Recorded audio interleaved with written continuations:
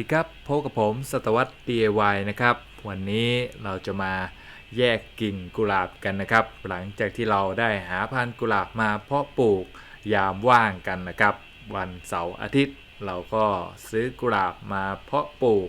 เพื่อหาความสุขเวลาที่ดอกมันบานออกมาเราจะได้ชื่นชมอย่างมีความสุขนะครับสำหรับคนที่ชอบปลูกต้นไม้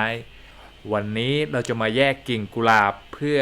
ใส่ขวดน้ำที่เหลือใช้เพื่อลดภาวะโลกร้อนกันนะครับเราไปรับชมกันได้เลย